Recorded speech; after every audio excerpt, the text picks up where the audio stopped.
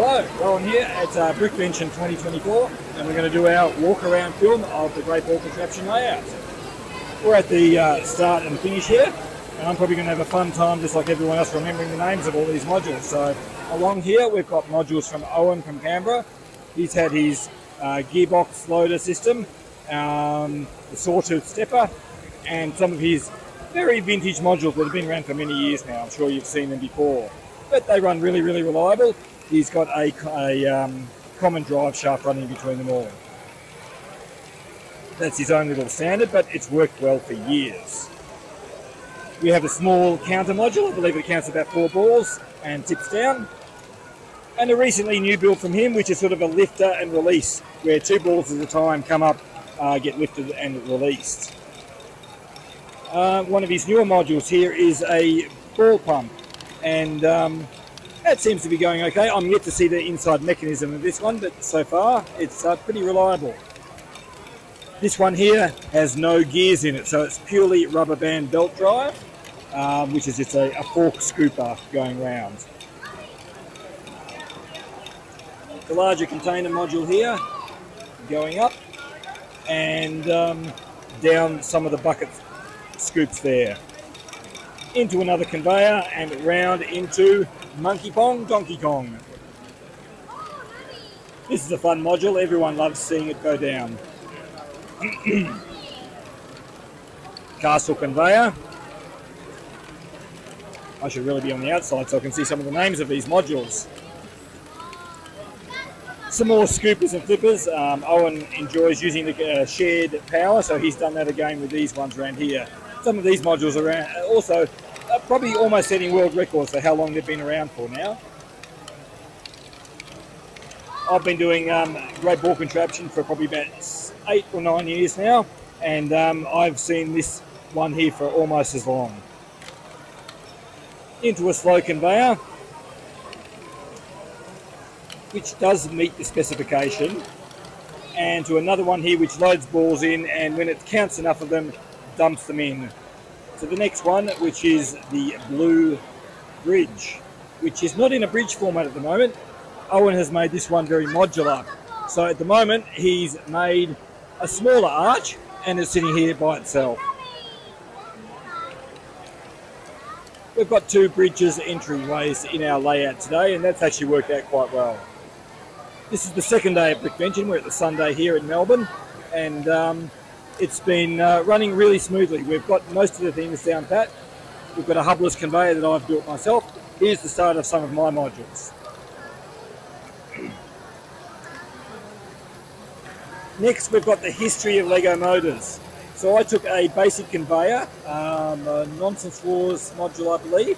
It's great because you can run it in either direction, and some of the wiring on the motors is a bit different over the years. I did have an old motor in here from 1976, however it didn't last more than a few hours, so I'll have to take it home and repair it. So we've got going through, this is my vintage, so when I was a child I got the first 4.5 volt motor and it got me onto Technic Lego, which I've been hooked on ever since. Through to the 90s, the 2000s, some of the early Mindstorms, NXTs, veritable power functions, 28 sets this motor appeared in. XL E-motor in the education, the large motor, which was the very last power functions motor ever produced. Then onto the EV3. We have a ball counter here, which is going quite well today. It doesn't store the value, so every time we turn it off it does start from scratch again. And onto the newer powered up motors and the Spike Prime. Next onto my mini golf, which has 5 holes. Laurie George did the design of the putter, and it's open to creativity of what you do for the mini golf hole. So I have Fabuland, Windmill, a Castle, Classic Space and Melbourne.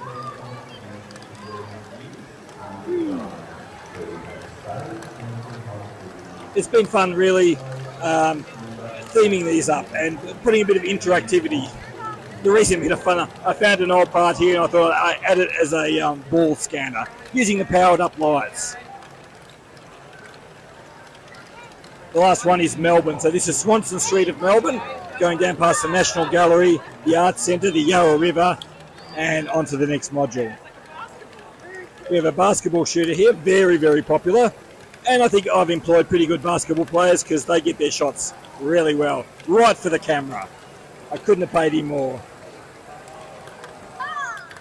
A triaxle wheel. This was taken off a Sam Frierson design here. I don't think he's as active in GBC anymore, but it was a great little module that I've added up. Stamper module, which I can't remember who did this, but it's a great little module, and this one has been working really well. My version of the Akiyuki catch and grab module, lift and grab, catch and release. There's so many similar names, it's hard to remember them all. I've turned this into a 6-arm variant, which I did have running off a single chain belt, but it turned to be a little bit temperamental. I will re-engineer it, but in terms of this show, I've just added 2 motors. This is something that's not normally done in GBC. We normally try to keep it to 1 motor, but hey, rules are meant to be broken sometimes.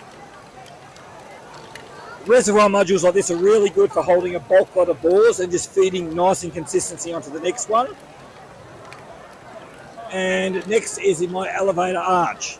So for many years I've wanted to build an elevator, and I've also wanted to build an arch. So I thought I'd combine the two. I've also wanted to do a bit more theming and design in my module. So this one releases the balls into the elevator and goes up and loads them into the middle here.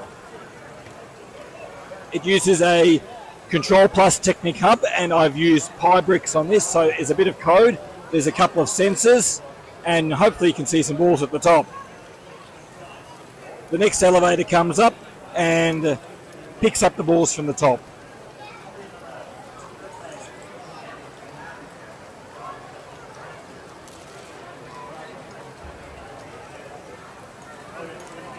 Comes back down the arch. And we have like little curved pieces here, which catch on pins on the side there, and they just manually release the gates. Took a bit of tweaking to get this working right and reliably, so balls wouldn't jam. And then I thought I'd add sort of some factory production line on the end, which swirls the balls on. We have the ball pump by Pinwheel originally, and this has been mostly working fine. I've had a few troubles with this module, but this weekend it's been behaving itself.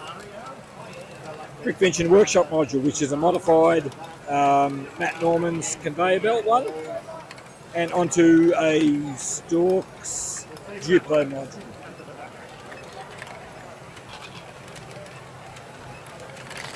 Using all Duplo parts on here. The throne, or in my case the blue loo. So I didn't feel like paying for the expensive white parts, so I've stuck with the blue ones. I've decided to theme this a bit so the toilet can be closed up, and then we can open up to see who lives inside the toilet.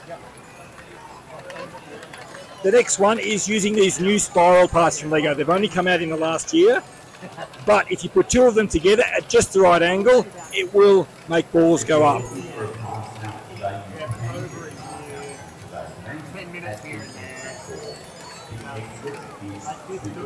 So the next module here is my upscale downscale, which is a very quick using a non-Lego parts of a Fisher-Price toy xylophone, but it does hopefully go through and you can hear a bit of a melody there.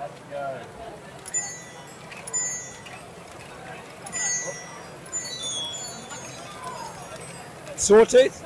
I only built this one in the last few days, but it's actually been working quite well this weekend. And leading on to Sonic the Hedgehog, which is Greg McDonald here. He's done a great job on theming this up. This is really a huge module that has got so much interactivity on it. All the characters are moving around. He's actually just got 2 ball runs going through here, so it's... But the balls go through, they speed up, they slow down, and we've got a walking Dr. Robotnik at the end, and a bit of a blur of a Sonic there. So he's done a really good job of theming this up.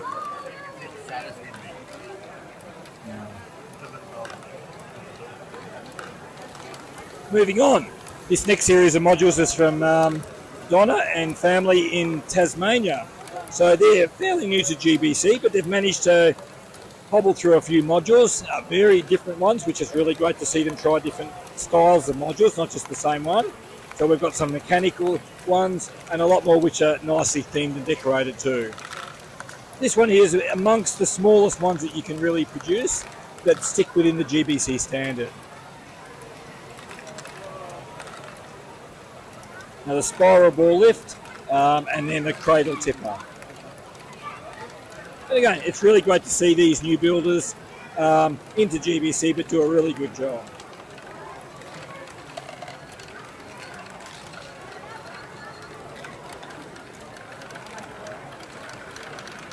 The next module is Fabuland Zigzag. So this has got a whole lot of theming down here.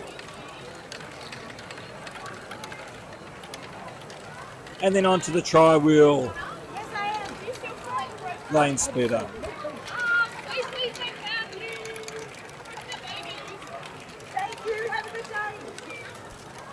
Slide scooper. I'm not sure, I can't remember who did this one originally. It was Staffen again, he did this one. This one's been themed into Benny's Space Squad and Mando's Mercs, with a few other figures in here as well. Into the dozer linkage, which is the Nonsense Wars, or the other one. I can never remember, sorry guys. Yeah, and we used this as our workshop module last year, so I ran this as a couple of hour lesson where we had 30 people build this module. And for the most part, it's pretty good as a beginner module. Torso's card and lift. This has been always a great module to watch. An excessive amount of gears that aren't really necessary, but hey, it looks really, really cool. And I'll pass over to Aaron now for his modules. Thank you, Rowan. So from my card and lift, we have the Cup to Cup Type 1. This is the first version of the Cup to Cup. This one's always been a very popular module. People seem to like the way that the chrome pieces move the balls across. From there we go into the electric device stuck wall. This is the Rebricker interpretation of it. Runs a little bit faster than the original design, but it does move the walls along pretty quickly. Only triggers when there's a ball, when the ball in there. And then we move on to the Arcuki standard module. So this is the strain wave gearing. This is a very complicated machine. One motor on the back, and the whole wave motion is driven through a series of turntables. This drives the centerpiece in the middle, and then causes the flex piece to mesh against the outer ring, and it just advances slightly enough to move the balls through. Come down the snake slide, another standard connector, and then we've got the Type 2 Cup to Cup. This one I've built to the instructions as I most of these are, but the only change I had to do was just the little adjuster there, which Arcuki added on his. This just stops the ball spilling out of that top cup. It's been running well all show, so I haven't had to touch this one. This is the probably one of the most famous ones from Arcuki. This is the invisible lift. It's a very complicated machine to get this one running. You have to get the timing right, just so it grabs the ball on the end of those antenna pieces, and of course it needs all this rigging to do so. But it's done about 3 shows now. It has not dropped a single ball during those 3 shows, so I'm very happy with it. This is a new one for this year. This is the ball counter, my design of the ball counter, inspired by Berthel Van Beek and Fernando Q. So I took his snake lift and I extended it by 2 more rotors because it wasn't high enough. And then I connected it onto the ball counter, which is Berthel's design, and it connects perfectly onto it, just enough that the balls slowly go through. So you put a lot of balls into it and nothing jams. That was one of the problems I had with Berthel's one.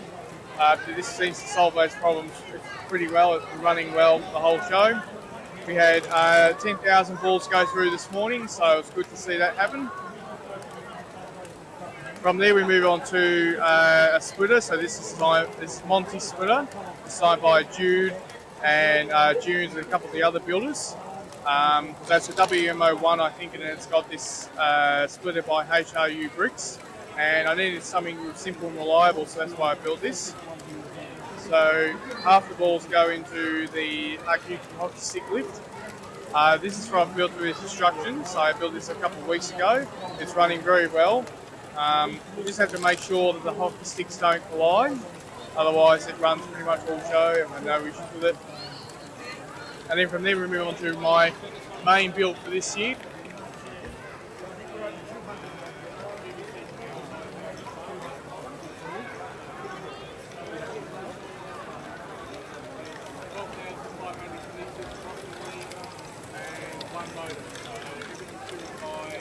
Drive shafts. So it's got 6 models of Yuki. It's got the bucket tower, cycle drive, catch and release, full support, step module, and spiral staircase. It takes a ball about 3-ish minutes to go all the way through. It's about 14-15 kilos in weight, and it took me just over 6 months to get it fully built, and then another 6 months obviously for testing and making sure that it's working good. And so it's run all show with no issues, no balls spilling or anything, so I've been really impressed with it. And the crowd seem to be really, really happy with it as well. So from there we move on to the basketball shooter. So this one is one of RQQ's earlier ones. Has 3 shooters and they shoot the balls really well. Some of them do. We have had a couple of issues with some of the springs. I had to change the springs on it. It seems to be a little bit happier now. And then we meet up with the other side of the splitter, which is going through this Fernando test. This is the tester module. This is simple conveyor in which the balls go down these long tracks and into a hubless conveyor, which joins the 2. I put this one in, it's got the activity stand on it. And I put this one here, so we go back into the main part. So I'll hand you back to Rowan and we can keep going on. Thanks, Aaron. Great to see all your modules here again. The first one after this one is from Hugh Millington, who runs brickset.com, one of the biggest Lego websites in the world, and we're really happy to have him here in Australia. Unfortunately, he's gone to see the Australian Open at the moment, watching tennis. So he's left his module here, which is the belt lift. This one here uses the Spike Prime hub with a couple of motors on there and a couple of colour sensors. When it detects 10 balls in there, it will pause and then lift up the belts, tilt them back a bit, and hopefully we'll see that go in a second. It will count, it will change to a smiley face, and tilt the balls down into the next one. This is my spiral lift, which I've had for many, many years. I'd seen it off an idea at least 6 to 7 years ago, but I did my own mechanism with them. So it has a worm gear running up the back, and it's been very, very reliable. Next, we've got a series of the dozer linkages, which was our workshop module last year, as I said before, and a few spare modules here sitting in the background. We always keep a few spare modules, just in case we have breakdowns.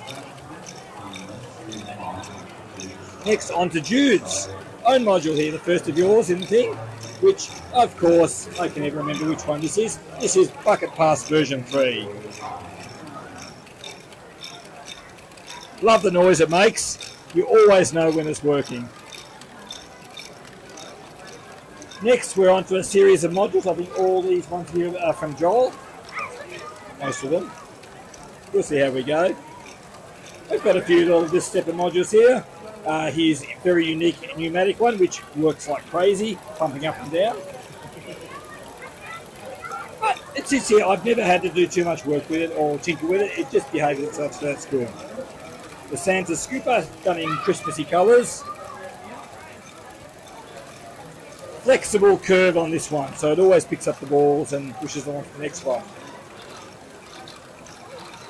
Modules like this, which are just a basic back and forth, are always popular. Everyone loves watching the balls go down on the zigzag conveyor. A few more rainbow steppers here, all with a common power source. And next onto another perpetual module, perpetual flipper. This one using a crown piece rather than the usual cup or any other part. Next one is a pusher module, another one of Joel's own designs.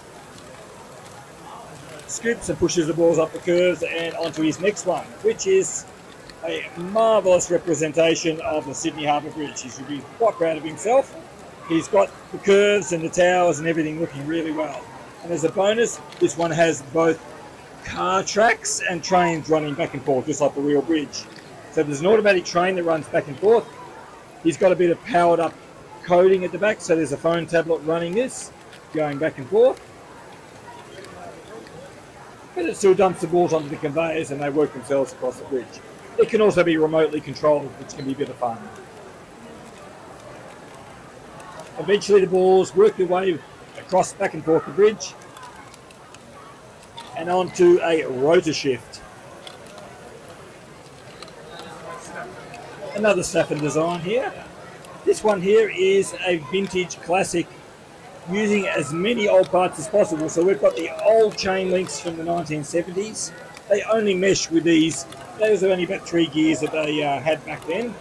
But they have studs on them, which makes them easy to attach things like the chairs, which do a surprisingly good job of holding Lego balls. Another conveyor, and then onto our deltoid flyer. This one shakes around a bit, but it seems to work really, really well. CK design, I believe, and he's done a great job of this, using the standard Akiyuki style stepper, but it's a really interesting mechanism. It has a flywheel at the back, which I think helps smooth it out a bit. A dozer linkage, followed by a tilt shift. This one rocking and flinging the balls back and forth as they climb up the lift. Another one of my personal old modules. This is the Catarata mechanism, which is just a whole lot of helicopter blades. I actually initially built this one as twice as long, but then I discovered it was awkward to transport, so I cut it into 2, and this one's been running for 6 or 7 years now. Another torsos, card and lift. This one very much showing that it doesn't matter what colour you use Lego bricks to build great ball contraption, as long as you've got a sound mechanism. Little drum is this next one, and then onto a few of these slider modules, which I have forgotten again, but they run by a common power linkage. Up to a conveyor, down a Akiyuki style slide, and then up to our, I think this is almost our tallest module. Oh no, not quite the tallest, second tallest module of course. But I've been amazed how well these wheels have been running all weekend. I don't think there's been any major issues, jammage, blockage. I mean, they're all the same. And sometimes I'm not a big fan of seeing modules all identical, but in this case I'll give a really good exception because standing up so high they look really, really great. Across the tubing and back down, a bit of a graveyard of Lego motors that haven't, or non-Lego motors that haven't passed the test and just didn't survive.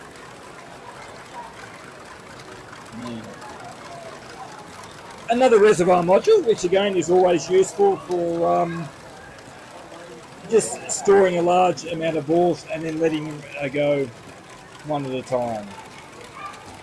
Some more slider pushers. Another perpetual flipper using the crown again. And onto our only train module this weekend, which of course, as we're filming, has chosen to not dump a ball, so we'll have to work on that. But after a day and a half, it's not too bad. At least we got this far. This is purely powered by the motor in the train.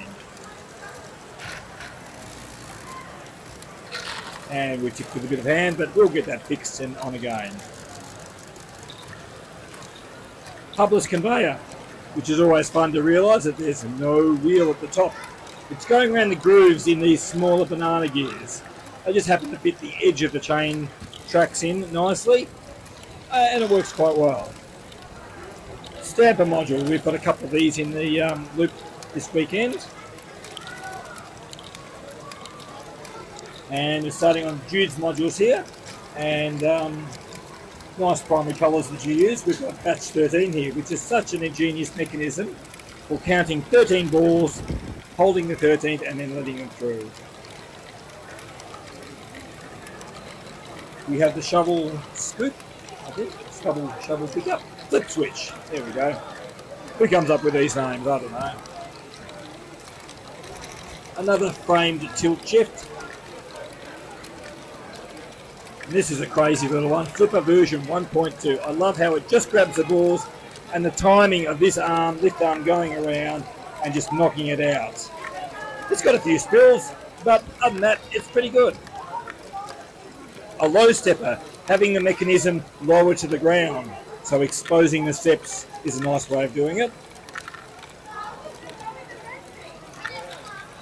And we've got a cup conveyor. So this style, using a cardan style gearing mechanism, which does a go and pause, the way the gears work. And if you get the timing just right, everything should work fine. The lifter coordinated with the cup going round and then riding it all through. Okay, so this one's by June's. Now, just in time for the count 30, counting 3 balls at a time, then 30 balls at a time, and then eventually releasing.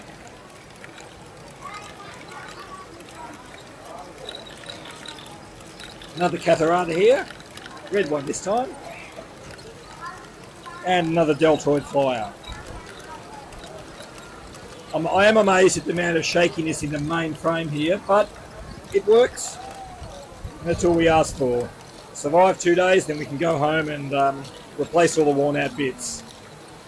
This is the Pasillos one, I believe, which is a really nice one, and most people always build it with the rainbow colours up here, which looks really good. And that's it. I can't believe we've done the whole loop. So thanks for watching, and this has been Brickvention 2024 Great Ball Contraption. See you next year.